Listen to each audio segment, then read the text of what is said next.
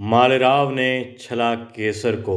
जी हाँ दोस्तों, केसर इस वक्त बहुत ही छला हुआ महसूस कर रही है कि जैसे मालेराव होलकर ने उसके साथ में विश्वासघात किया हो। उसके जी हाँ, अरमान तो कुछ थे ही नहीं, बस दिल था, भाव थे प्रेम भरे, उनको छला है। उसकी सच्ची भावना को छला है, क्योंकि जिस तरीके से वो प्रेम करती है अपने प्रभु से, अपने इष्ट से, ठीक उसी तरीके से भाव रखने लगी थी मालेराव के लिए भी। और मालेराव ने उसे छल दिया। भरे दरबार में जी हाँ, आंसू रोक लिए केसर ने, ये उसका बड़प्पन था। मगर अंदर ही अंदर बहुत रोई केसर। अपमान भी महसूस कर रही थी खुद का। भले उसे राजकुमार मालेराव और उनकी पत्नी मैनाबाई के हाथों पुरस्कृत किया जा रहा हो भरे दरबार में।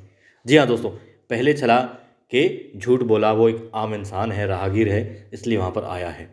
अब उसे आश्रय दिया, पानी पिलाया, भोजन दिया, ठीक है। बाद में सच्चाई पता लगी कि तो राजकुमार है, मगर नहीं बताया कि वो शादीशुदा है।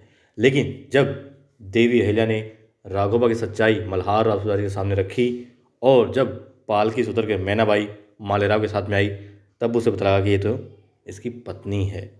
मगर इतना ही नहीं दोस्तों, दरबार में मल्हार राव सूबेदार जी गद्दी पर बैठे थे और उनसे परिचय करवाना था केसर का। जब केसर आ रही होती है तो उसका दर्द उसके चेहरे पर साफ दिखाई दे रहा था, और मालेराव उससे आंखें चुरा रहा था। और हैरत की बात है, वो चौंका जब केसर ने अपना नाम केसर ही बताया, जैसे उसे कुछ अलग बता रखा हो।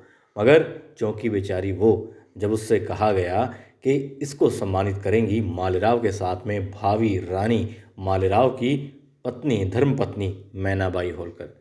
तब वो चौंकी कि तो शादीशुदा ही है। वो महिला वो लड़की जो इसके साथ आ रही थी पालकी से उतरकर, इसकी पत्नी ही है, धर्म पत्नी है। और दोस्तों, बेचारी का दर्द बस वही समझ सकती थी, वही जान रही थी। किस तरीके से उसे छुपा रही थी वही जानती है। जब मालेराव की पत्नी के हाथों से सम्मानित किया गया, वो सम्मान ले ही नहीं पा रही थी, क्योंकि वो बहुत अपमानित और छला हुआ खुद को महसूस कर रही थी। मगर जब देवी अहिल्या ने कहा कि संकोच मत करो केसर, पुरस्कार ले लो, तब उसे पुरस्कार लेना पड़ा और दर्द को छिपाए रखा।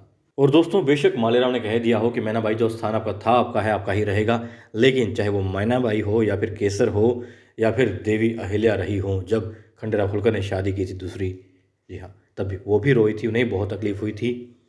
बेशक हालात ऐसे हो जाते हैं, स्थितियाँ ऐसी बन जाती हैं कि स्वीकार करना पड़ता है ये सब, लेकिन कोई भी स्त्री ये सहन नहीं कर सकती, वो टूट जाती है। और यहाँ पर केसर और मैनाबाई दोनों ही टूट रही हैं।